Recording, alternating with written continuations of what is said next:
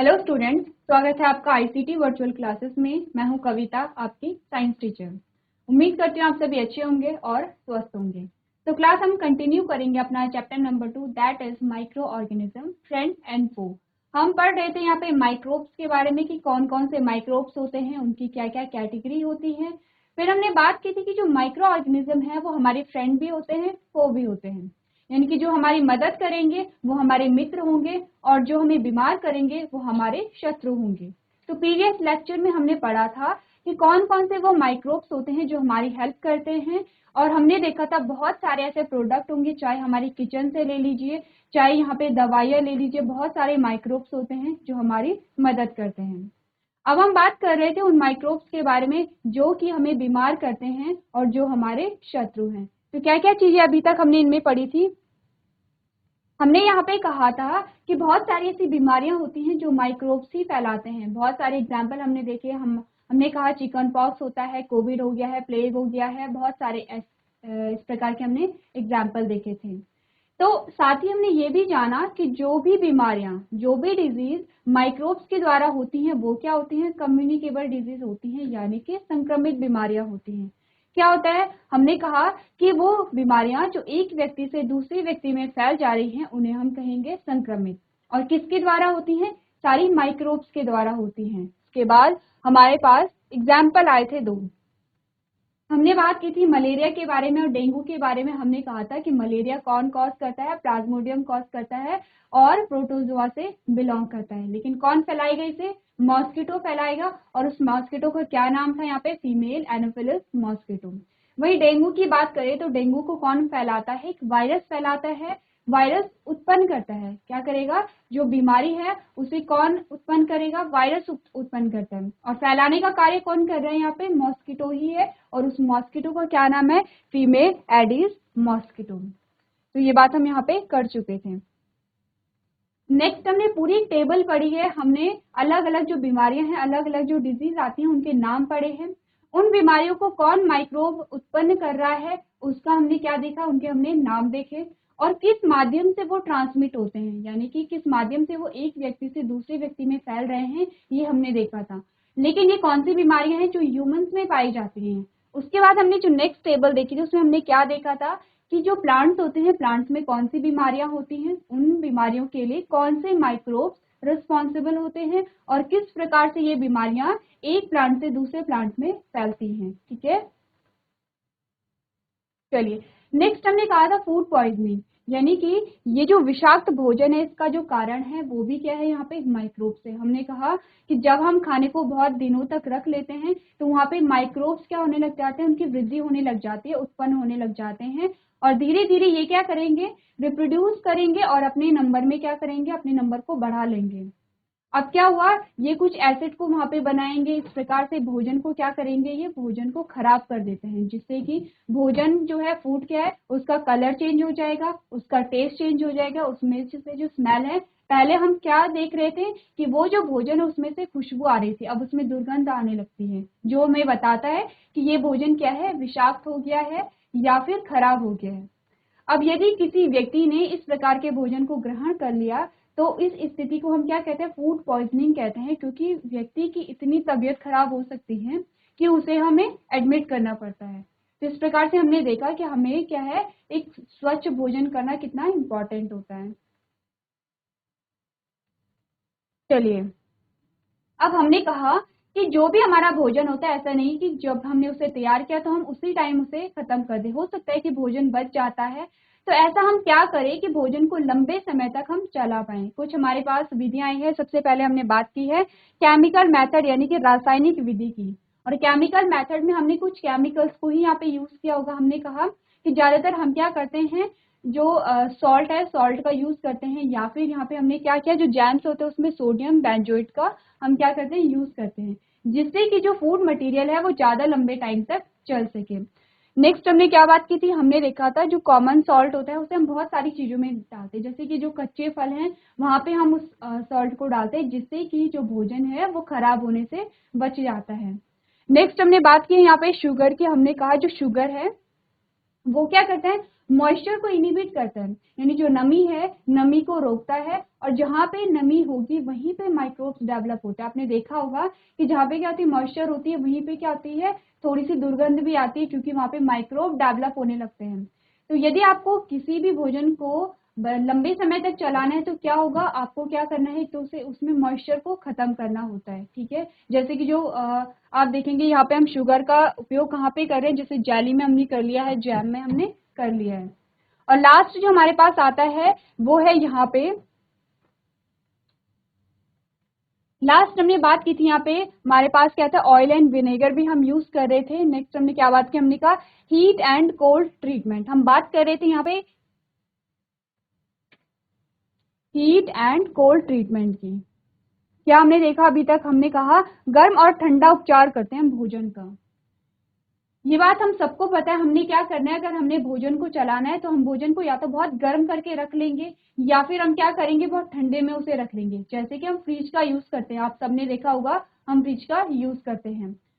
तो हमने क्या किया यहाँ पे, हमने कहा कि टेम्परेचर या तो हमने इतना अधिक कर दिया कि वहां पे जो माइक्रोब्स हैं वो डेवलप नहीं हो पा रहे हैं, या फिर हमने टेम्परेचर को इतना कम कर लिया कि वहां पे जो माइक्रोब हैं वो डेवलप नहीं हो पा रहे हैं। कल मैंने आपसे सेम क्वेश्चन किया था, मैंने कहा था कि जब हमने चैप्टर स्टार्ट किया था तो हमने कहा था कि माइक्रोब्स कहाँ पाए जाते हैं। किसी को पता है कि माइक्रोब्स कहाँ पाए जाते हैं? ठीक है, जीआईसी पाबो, बच्चे अपना नाम बताओ। क्रिस। प्रिंस, ठीक है प्रिंस। अच्छा मुझे ये बताइए, जो माइक्रो ऑर्गेनिज्म होते हैं या सूक्ष्म जीव होते हैं वो कहाँ पाए जाते हैं, कहाँ रहते हैं वो?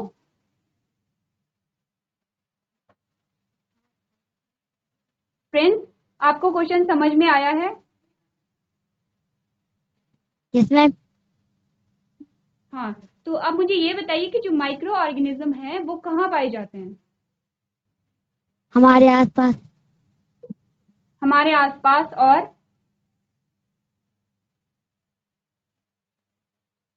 और मुझे कौन बताएगा, जीआईसी पाबो? प्रिंस, जो आपके नेक्स्ट में बैठे हैं उन्हें माइक दीजिए। Hello ma'am. हाँ हवा जी, में बच्चे पाए आपका जाते हैं। नाम क्या है? रोहित। रोहित, अच्छा रोहित, हाँ अपना आंसर बताइए। हवा में, बॉडी में और हमारे आसपास। हाँ ठीक है, हम आपने कहा कि हमारे आसपास पाए जाते हैं, यानी कि हमने एक सिंपल सा आंसर किया था, हमने कहा था जो माइक्रो ऑर्गेनिज्म है वो सब जगह पाए जाते हैं। ठीक है, अब ये बताइए हम अभी पढ़ क्या रहे हैं, आपके सामने कुछ हेडिंग्स हैं, हम क्या पढ़ रहे हैं यहाँ पे? रोहित, आपके सामने जो हेडिंग्स हम किसके बारे में पढ़ रहे हैं? अच्छा देखिए,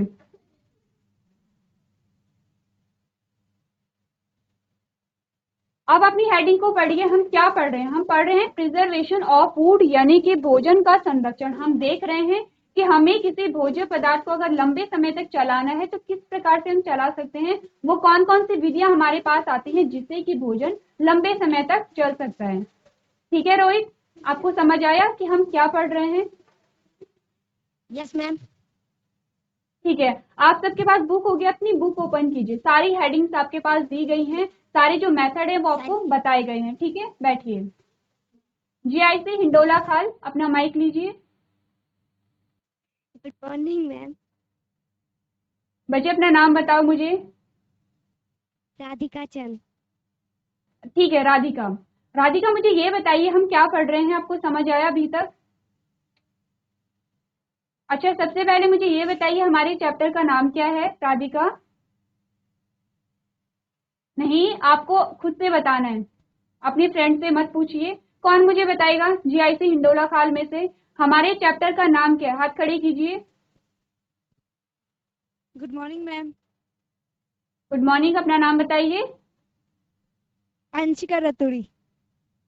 अंशिका, ठीक है अंशिका, ये बताइए हमारे चैप्टर का क्या नाम है? Micro organism friend and few. Friend and foe, very good. Radhika, अब आपको पता है हमारे चैप्टर का क्या नाम है? हमारे चैप्टर का नाम है माइक्रो ऑर्गेनिज्म फ्रेंड एंड फो, यानी कि सूक्ष्म जीव हमारे मित्र होते हैं या शत्रु होते हैं, हम यही पढ़ रहे हैं। ठीक है, अब ये बताइए अंशिका, अभी तक आपको क्या समझ आया है इस चैप्टर से? फूड पॉइजनिंग के बारे में समझ आए। ठीक है, क्या समझा अभी तक आपने? कि हमें खाना खुला नहीं छोड़ना चाहिए। चलिए ठीक है, बैठिए। गर्म अभी हम पढ़ रहे हैं यहाँ पे कि किस प्रकार से जो भोजन है उसे हम क्या कर सकते हैं, लंबे समय तक चला सकते हैं। ध्यान दीजिए आप। राधिका, आप अभी नोट मत कीजिए, जो भी आप काम कर रहे हैं वो आप बाद में कीजिएगा। अभी सुन लीजिए कि हम यहाँ पे क्या डिस्कस कर रहे हैं, ठीक है। हमने कहा कि अगर जो भोजन हमारा दूषित हो जाता है, कौन कर रहा है, माइक्रोब्स कर रहे हैं, तो कैसे हम उस भोजन को लंबे समय तक चला सकते हैं। हमने कहा पहले हमारे पास क्या आती है, केमिकल मेथड आते हैं, रासायनिक विधि आती है। और हमने कहा कि नॉर्मली हम क्या करते हैं, तेल और नमक का यूज करते हैं, जिससे कि हमारा जो भोजन है वो लंबे समय तक चल सके। ठीक है, पहली बात हमने ये कर ली थी। सेकंड विधि हमने क्या कहा कि कॉमन सॉल्ट का हम यूज करते हैं। हमने कहा कि यहाँ पे मीट हो गया है, फिश हो गया है और कुछ फ्रूट हो गए हैं, इनमें हम क्या करते हैं, जो साधारण नमक है उसका यूज करते हैं, जिससे कि जो भोजन है वो जल्दी से खराब ना हो। दूसरी बात हमने कर ली है। तीसरा हमने कहा यहाँ पे शुगर। अब शुगर को जब हम ऐड करते हैं किसमें, जैम हो गया है, जेली हो गया है, कुछ खाद्य पदार्थ, जैम और जेली जैसे कुछ खाद्य पदार्थों को चीनी में संरक्षित किया जाता है, जो सूक्ष्म जीवों के विकास को रोकने के लिए नमी को कम करते हैं। शुगर क्या कर रही है, यहाँ पे नमी को कम कर रही है, मॉइस्चर को कम कर रही है। मॉइस्चर अगर नहीं होगा तो माइक्रोब्स डेवलप नहीं होंगे, सूक्ष्म जीवों की वृद्धि नहीं होगी, जिससे कि हमारा जो भोजन है वो जल्दी से खराब नहीं होगा। ठीक है। जीआईसी हिंडोला खाल, राधिका, आप अभी भी कंटिन्यूसली बातें कर रहे हो, क्यों, ऐसा क्यों हो रहा है? देखिए ध्यान दीजिए, आपको अपने चैप्टर का नाम भी पता नहीं है। आपको पता है हम अपना ऑलमोस्ट अपना चैप्टर कंप्लीट करने वाले हैं, हमारा सिर्फ एक लास्ट टॉपिक बचा है, वो है नाइट्रोजन साइकिल।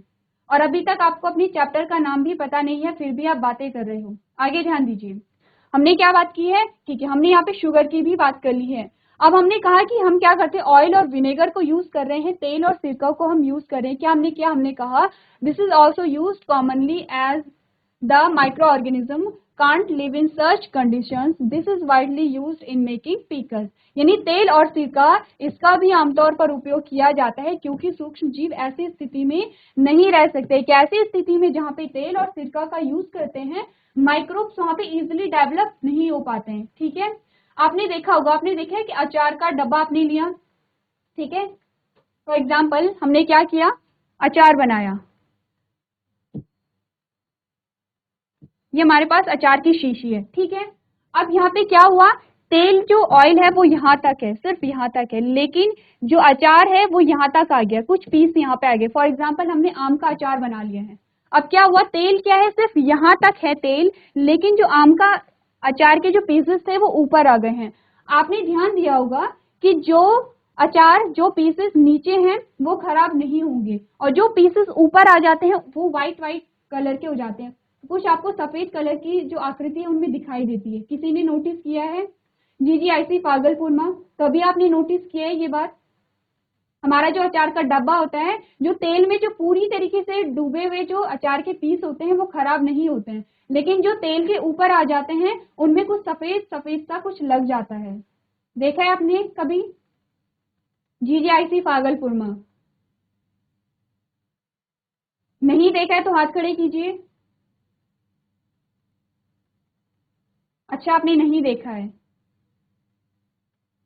ठीक है। अब आपको क्या करना है, जब भी आप अचार लेंगे तो आपको ये बात नोटिस करनी है, ठीक है। आप क्या करेंगे, आपने, चलिए, आपने ऐसा नहीं भी देखा होगा, आपने एक अचार का पीस लेना है, उसे बाहर रख देना है। कुछ दिनों के बाद आप देखेंगे जो अचार का पीस है उसमें कुछ व्हाइट व्हाइट सा सब्सटेंस जमने लगता है। क्या होता है, वहां पे फफूंद जमने लगती है, ठीक है। क्या हुआ कि फफूंद जमने लगे, जिसे हम फंजाई कहते हैं।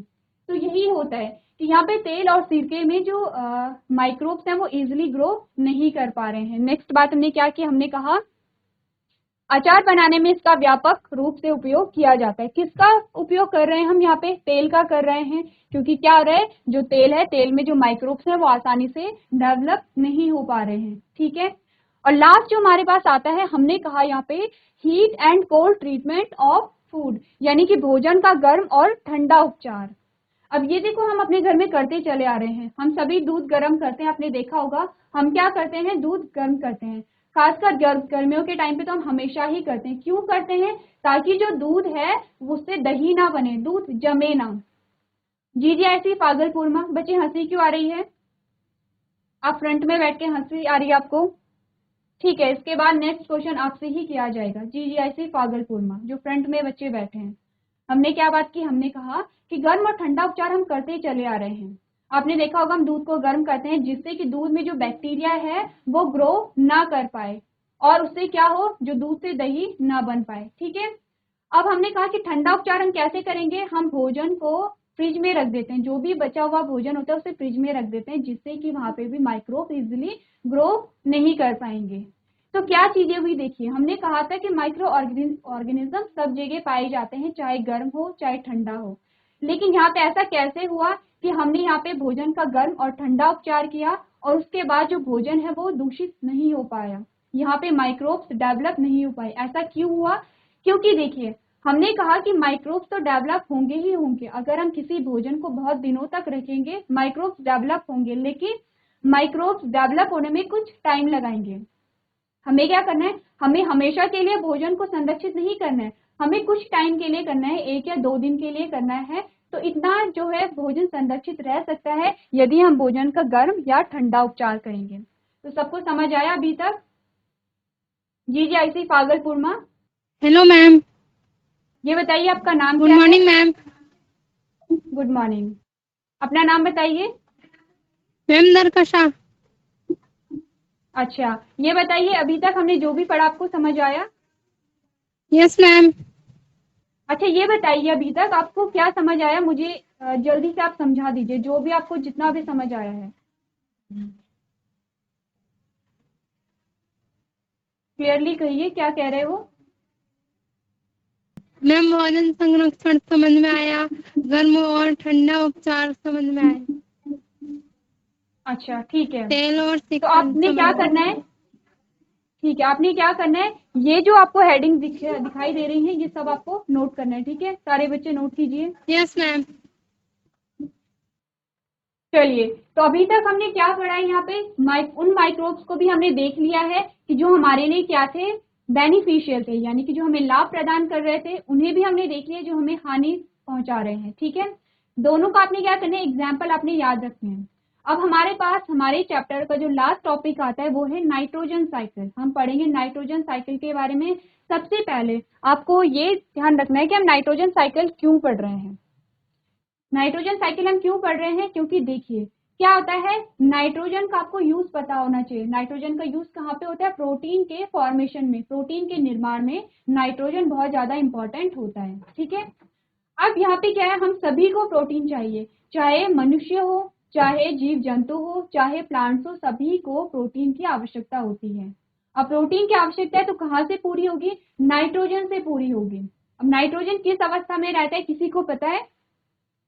हमारे वातावरण में, हमारे एटमॉस्फेयर में नाइट्रोजन प्रेजेंट होता है। तो नाइट्रोजन क्या है? सॉलिड, लिक्विड या गैस? क्या है, कौन मुझे बताएगा? जो नाइट्रोजन है वो गैस की फॉर्म में होती है। ठीक है, अब ये जो नाइट्रोजन है इसको एज इट इज यूज नहीं कर पाते। सबसे पहले तो जो प्रोटीन का फॉर्मेशन होगा, मैंने कहा प्रोटीन की जरूरत हर किसी को है, प्लांट को भी है, एनिमल्स को भी है। अब जो प्लांट्स है, जो पौधे हैं, वो नाइट्रोजन को एज इट इज कंज्यूम नहीं कर पाते। नाइट्रोजन गैस की स्थिति में है, गैस की फॉर्म में है, तो गैस की फॉर्म में ये कंज्यूम नहीं कर पाते। किस फॉर्म में कंज्यूम करेंगे? देखिए हमने कहा जो हमारे पर्यावरण में नाइट्रोजन होगा, लेकिन या तो ये कंज्यूम करेंगे NO2 की फॉर्म में या NO3 की फॉर्म में। ठीक है, क्या होगा, नाइट्रोजन कैसे होती है हमारी फॉर्म में? हमारे पास N2 के फॉर्म में होती है, लेकिन जो पौधों के लिए उपयोगी है वो किस फॉर्म में होगी? NO2 की फॉर्म में या NO3 की फॉर्म में। नाइट्रेट और नाइट्राइट हम इन्हें कहते हैं। अब क्या होगा, नाइट्रोजन के उपयोग के लिए इस नाइट्रोजन को इन फॉर्म में क्या होना पड़ेगा? कन्वर्ट होना पड़ेगा, परिवर्तित होना पड़ेगा। जब तक यहाँ पे नाइट्रोजन से नाइट्रेट और नाइट्राइट का फॉर्मेशन नहीं होगा तब तक क्या होगा, जो प्लांट है वो नाइट्रोजन का उपयोग नहीं कर पाएंगे। तो नाइट्रोजन का नाइट्रेट और नाइट्राइट के फॉर्म में जो कन्वर्जन होता है, जो परिवर्तन होता है, उसे ही हम क्या कहेंगे? नाइट्रोजन साइकिल कहेंगे। ठीक है, नाइट्रोजन साइकिल में हम यही देखेंगे कि नाइट्रोजन किस प्रकार से नाइट्रेट और नाइट्राइट के फॉर्म में कन्वर्ट हुई। तो यही हमें यहाँ पे पढ़ना है। क्या क्या चीजें हमारे पास आती हैं? हमने कहा The nitrogen cycle can be defined as a biochemical process of circulating the nitrogen in the atmosphere through soil, organism and back to the atmosphere. Nitrogen cycle में देखिए आपको क्या बताया जा रहा है.